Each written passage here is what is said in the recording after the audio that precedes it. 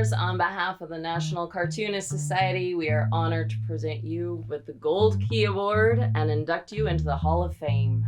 Thank you very, very much. Let's see what we have here.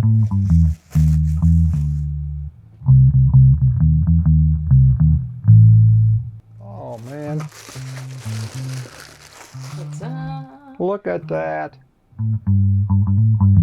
That's just wonderful.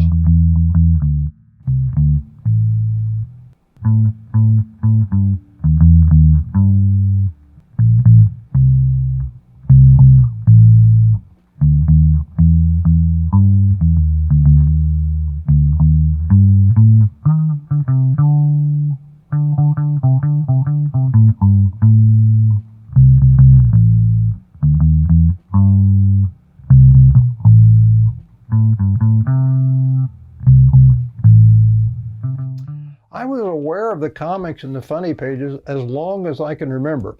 We had no TV till I was 13 years old. We had radio and newspapers. That was it. And I was fascinated by newspaper comic strips. We had 2 newspapers in Tulsa, morning and evening, and they were full of comics. The pages were bigger and I was smaller, and they just looked like murals to me. They were beautiful. They were wonderful. I can't explain my fascination. At the age of 8, I wasn't thinking, well, I'm going to grow up and do this. I just knew I liked them and couldn't wait to get the paper and look at them. And I cut them out and studied them. Oh, I love comic books also. I collected them, bought them, and read them, and again studied them. No plans of doing them, just enjoyed them. They were a dime back then, which limited my purchasing power to a degree, but there was a wonderful little bookstore in Tulsa that sold used ones for a nickel, and I would haunt there and I could get twice as much for my money. So I wound up with 2,000 comic books from the period of the 40s and 50s, which I still have tucked away in my closet. And they were textbooks, I guess. As I say, I grew up in Tulsa, which was not exactly a hotbed of cartooning and comic strip education. So that I taught myself. That was the only way to figure it out. In high school, in the junior year, we were all required to write the dreaded junior theme. We were supposed to pick a subject and spend the whole year researching it and then write it. Well, I mucked around and waited till a week before it was due and wrote it from memory. I hadn't seen this in 70 years. That's pretty great. This is the junior theme that I wrote in high school from memory because I was such a pathological student of the subject. Drawings and explanations of how a comic strip is done and various examples of things. Back then, of course, no internet. There was something called the Reader's Guide to Periodical Literature at the library.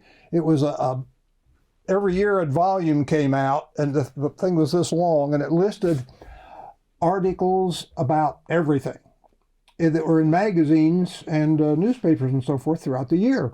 So I would go down there and look through and find everything I could about cartoons and comic strips and comic artists.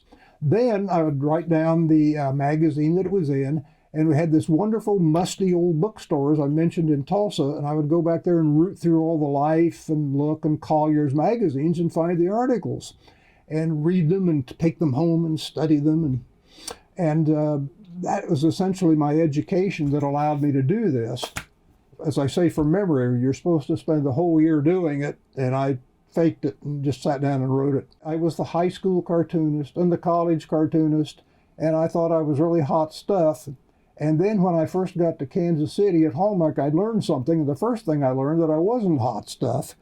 There were 20 other people in that room that were brought from all over the country to do funny things, and I was the junior member, and boy, was I not the hot stuff that I thought I was. So there was the first step of my education.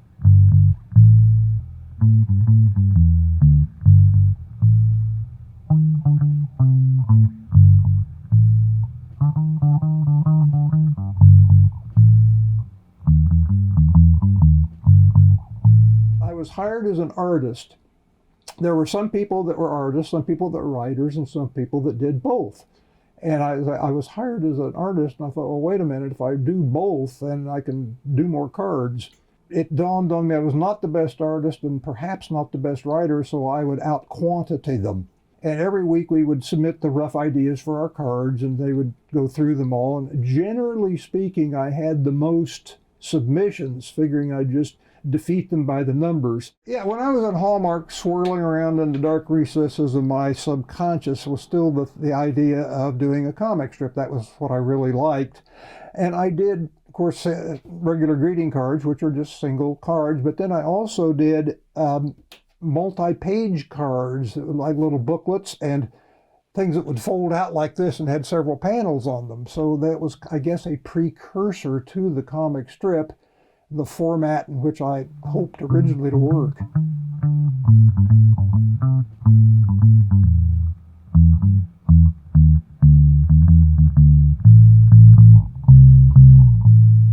I submitted my first comic strip to syndicates when I was 16. And it came back like a rubber ball thrown against a brick wall, which it deserved. And I took a hiatus. I got a car, and I don't know if anyone remembers the movie American Graffiti, where they just cruised the streets and drag strip and well, that's what I did, stoplight races and cruising drive-ins for a few years. And then I managed somehow to graduate from college and went to Hallmark. And then I goofed around there, and at the age of 25, I got married, and all of a sudden I turned serious. I thought, well, now I've got to do some providing here. So that's when I started creating comic strips again. And I would generally spend a few months creating a strip. Of course, I had to do greeting cards during the day. In the evening, I would work on the strips. And the best thing I was at was failing. I could get on a plane in Kansas City at 8 in the morning, barge into the offices of the major syndicates in New York, get rejected by all of them, be home at midnight. So it would take about 6 months to do the strip, and then I'd pout for about 6 months and then do another one. And it just, a cycle that repeated itself 4 or 5 or 6 times. I don't remember. Then, as I mentioned in the speech, Charlie Barsotti was in the room with me at Hallmark, and Charlie wanted to know how to do a comic strip. He didn't know anything about it. So I, the self-appointed expert, showed him, hey, here's how you do it, here's how you lay it out. So Charlie sold it, and I just was flummoxed. I said earlier, I didn't know whether to kill him or myself or both of us, because here I was the expert, and Charlie the amateur now had a syndicated comic strip called Sally Bananas. Well, Charlie went to New York, which is what he always wanted to do. He wanted to be a magazine cartoonist, a one-panel cartoonist. And he did become the editor, the cartoon editor to Saturday Evening Post. And I sold 4 cartoons, and the Post folded. So, however, serendipity dipped its finger into my life, and at a party he met Elliot Kaplan. Elliot Kaplan was the brother of Al Cap. Al was what's put like a rascal. And as Elliot said, I spent half my life getting Al out of trouble and the other half explaining to angry people that I was not Al. And Charlie and Elliot met at a party. And Elliot said, who always had ideas. He always had projects and was looking for people to do them. He said, I have an idea for a witch named Broom Hilda. He'd even tried Harvey Kurtzman to do this, and it didn't work out. And do you know anybody? He said to Charlie, and Charlie said, yes, I do. And so I was in my little office at late in the afternoon on a Friday, and I got this voice on the phone, this very mellifluous New York fast-speaking voice. Hello, my name is Elliot Kaplan. I met your friend Charles Barsotti, and he said you might be interested in a comic strip. I'm going, huh? That was my snappy reply, yeah, okay. And he said, well, could you send me some of your greeting cards? And I said, yeah, okay. So that was that. And I sat down over the weekend, and it just did the first 6 Broom Hilda strips. They just fell out of my head onto the paper, just no planning. There's never been any planning. I just did it and sent it to him. And Elliot said, oh, this is wonderful, magnificent, I love it. And he went down the street to King Features, and they rejected it. And then he took what was then the New York News Chicago Tribune Syndicate and sold it. I sat down and I just drew 6 strips with Broom Hilda and this buzzard and maybe the troll. I don't remember really. I just drew them. I had 2 days and I drew 6 strips. I say it was just plopped out of my brain onto the paper. There was no planning. There's never been any planning. I'm not sure I'm proud of that. But there's never been any thought or planning. I just sit down each day and do what I think is amusing, and that's the whole story. What happened next was I sat in a room and drew the strip, and Elliot took care of the business, and I just wrote and drew the darn thing, and that was what happened to me. And we moved a couple places, and I had my 15 minutes of fame back then, and then time moves on, and other people come along, and I got into my rut, and I like it in a rut. I like a rut that's so deep that I can barely see out of the top of it. I actually feel very comfortable with the routine, and I just stayed in the routine. I mean, I'm good at routines. I've done a comic strip 54 years. I've been married 60 years. I have a car I've had 56 years. So if I get something I like, I just stay with it.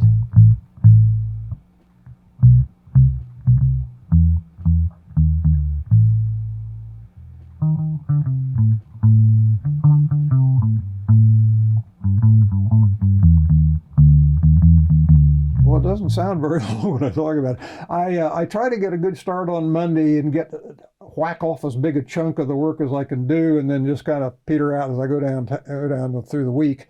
I write everything on Monday. I'm a walker, and I take a voice recorder, and I write ideas on the voice recorder. And I've said that when my feet give out, I'll have to retire, because that's the way I've always done it. I have trouble sitting still. And then I take it off the recorder and look through what I have. I have a lot of ideas prepared ahead.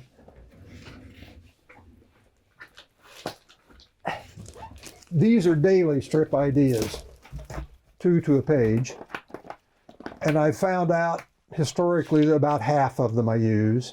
And then there's another Sunday page, 2 things there. So I figured, well, I never tried to write more than I needed. I would just write whatever I was capable of and then put them in a notebook. When I draw a strip, I'm my own editor, which is not easy. So I just stick them up here so I can look at them the next day or 2 later and catch my mistakes, if I catch my mistakes. Because I will invariably find, oh, gee, I left out a letter or a wrong word, or I got some mistakes, and that just allows me to correct them. Because you can do something, look at it, looks great, and the next day you see that you've erred somehow. And I try to catch it, and that's why I put them up there. And then when I feel that that's the best I can do, I take them down, put them away. My whole system, such as it is to sit down and look at something and say, well, I like that, I'll draw it. And that's it.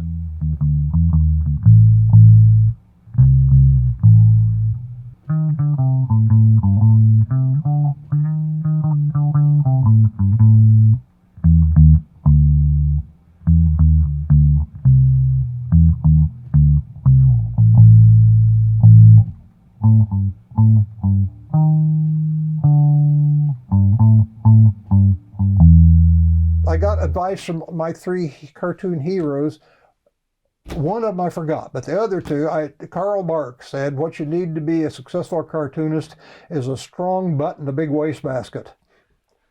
And Roy Crane said, keep it simple, but if you're going to draw something, draw the hell out of it, which I thought was good. And Chester Gould told me something, and for the life of me, I've been trying to remember it for a couple of days, and I can't remember, but it was also pithy and wonderful. And that's the best advice I've ever gotten, I can recall. Well, I wanted to meet Chester Gould, so by God, I decided I'd meet Chester Gould. He was in Chicago, and I got in contact with him somehow. I don't recall, but yeah, he agreed to meet us for lunch. He met him for lunch, and he took us up. He came into Chicago once a week. He worked at home in Woodstock, Illinois, but then he came in to work once a week. He had the attic, the top floor of the Tribune Towers, which is something that it would look like the Hunchback of Notre Dame was in, big windows and dark, and he worked in there. And he had a half-drawn strip that I looked at. He took us to lunch, and he was very cordial. He was a smallish man in a suit and a hat. He looked like a banker. He didn't look anything like the wild man that he was. But I don't pay attention to people's eyes much, but his eyes fascinated me. They were blue, and there was an energy, just a sparkling, crackling, wild energy behind those eyes that I was fascinated by, and that's what came out on the paper in Dick Tracy. And I'd never seen eyes like that. I don't know if I'm making it up or not, but it sure struck me at the time. I loved it all. I loved the crazy villains that he had, Flat Top and the Brow and all those people. I mean, I'm a kid. I think that's just the greatest stuff I've ever seen. And I loved the violence. They'd shoot people and the bullet would go through and come out the back with chunks of the body or the head. I thought that's just great. But what also I think was underappreciated is his humor. That I never heard, I may have missed it, but I never heard it talked about much. B.O. Plenty, Gravel Gertie, come on. And later, Mr. Bribery and the cat that smoked cigars. I mean, that's pretty wild. And he got too wild when he had them going to the moon and all moon characters. He just carried a little bit too far, I think, and they thought too. He also invented the two-way wrist radio back before there was communication. And Dick had the two-way wrist radio and lightning coming out of it. He was just great.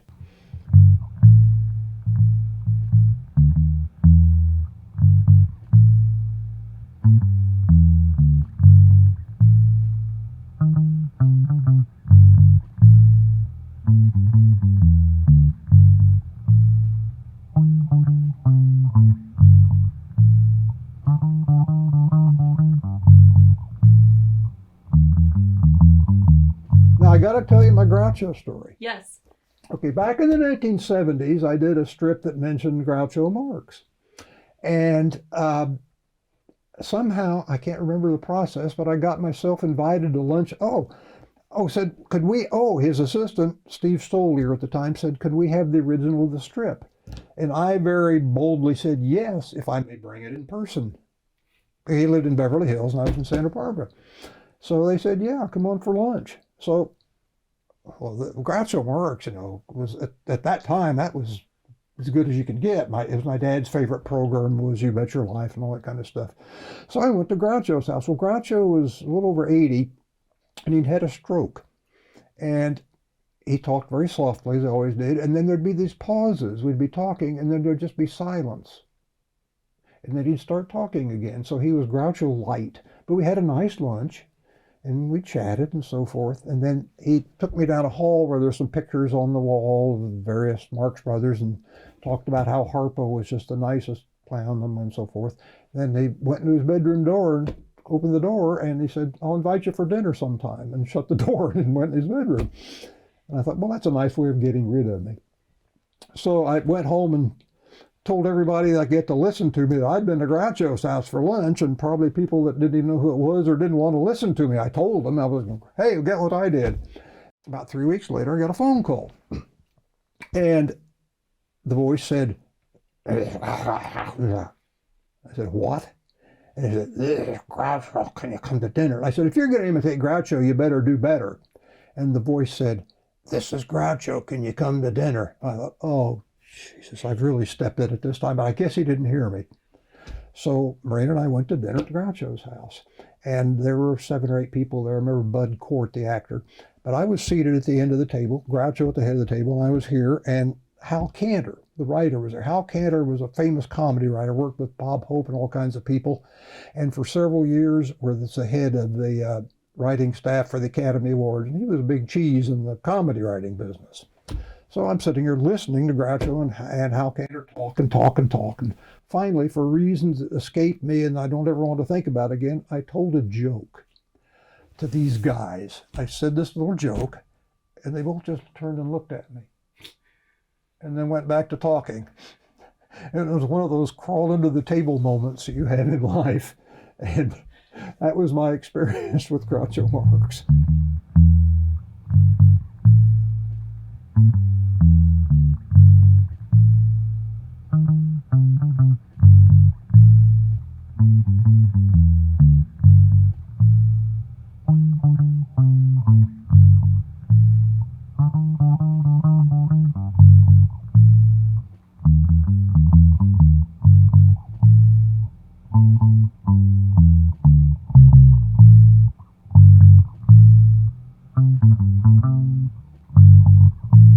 Well, in the early 1970s, I was down there, met some of my heroes, Milton Caniff and Sparky Schultz. Sparky, it sounds so silly, but that's what he liked to be called, Charles Schultz. And in 1975, I was the master of ceremonies at the dinner. Now it's very small. It's nothing like it is now. It was just a gathering, and I did a Mark Evanier and I wrote the script, and I got up and delivered it. And I never forget, I made various jokes about various people in the audience, and one of them, I insulted a guy, and I've never forgotten it. And it really bothered me, and it bothers me now. Well, they asked me back the next year, and I said, no, I don't want to do this. I'm not a public speaker. Just didn't want to do it, and haven't ever since. And I think I went later on to the Comic Con once, maybe twice, but they're distant memories. I don't recall. Well, here's a wonderful picture David Folkman was kind enough to send me from the 1975 San Diego Comic Con with a bunch of well-known people and me not paying any attention over here. This is the terrific, wonderful Dick Moores, did Gasoline Alley, who I just cherished. I had some phone conversations with Dick. He turned out he liked what I did, and I loved what he did. He spoke very slowly. It took a long time to have a conversation with Dick, but it was worth it. And who else do we have here? We had Jack Kirby, Gil Kane, Stan Lee. Yeah, I think he's jumping up in the background. Yeah. Jim Steranko, well, terrific Will Eisner, of course, Jerry Siegel, Bob Clampett, Dick Moores, and me. And that's the photo that's really great.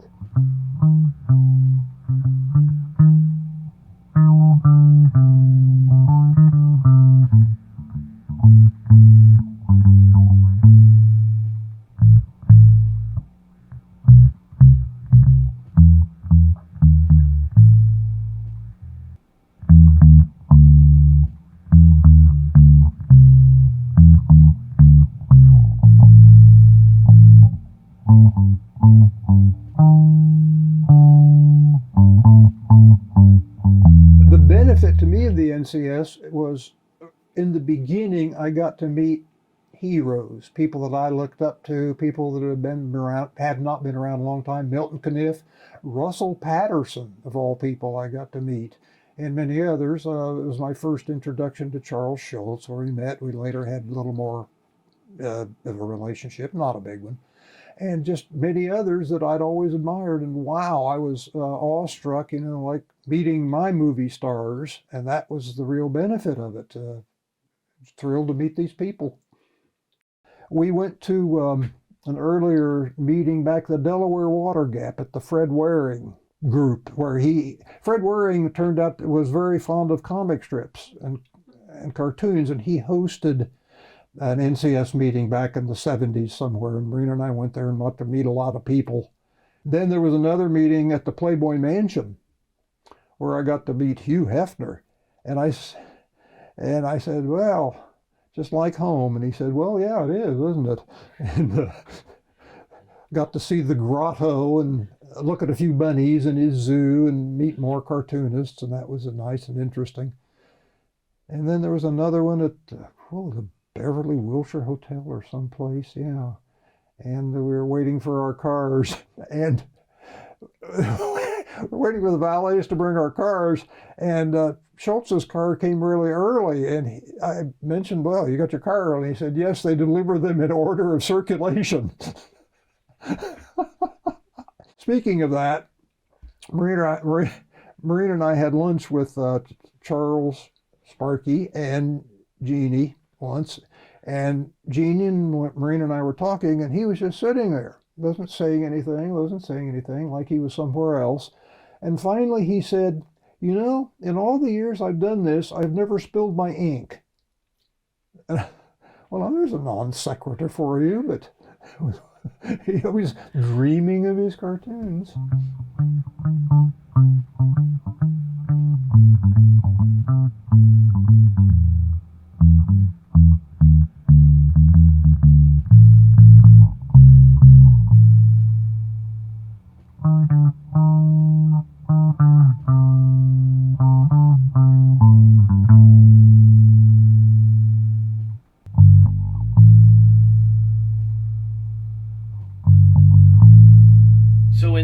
only 5 years into the strip, you won the NCS Best Humor Strip Award. Yes. For Broom Hilda.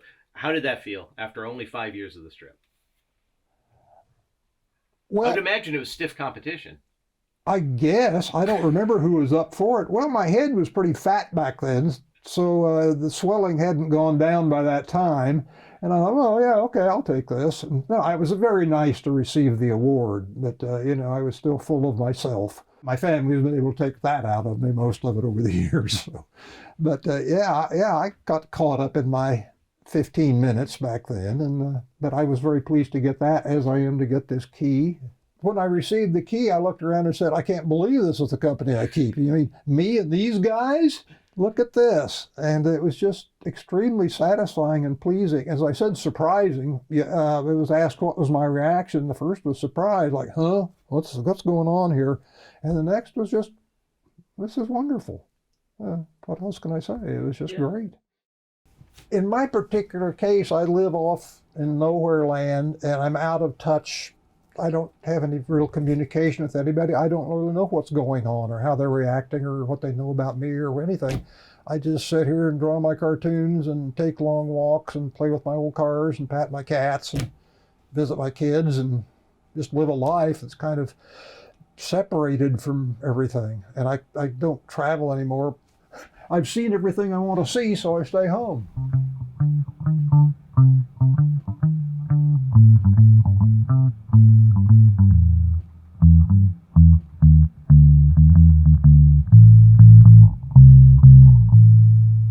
Final thoughts about my career. I'm just tickled to death it worked out like it did. That's about the only thing I ever could do. If I hadn't done this, I don't know what I would have done. It would have been a minimum wage job, I expect. I wasn't suited to teach business courses like my father, so this is what it is. I feel fortunate. Now, you can say, yeah, you're lucky and all that, but lucky and perseverance and determination combined with luck. And I turned what I consider to be a moderate talent into a success by just working my butt off and having a big wastebasket. That's great.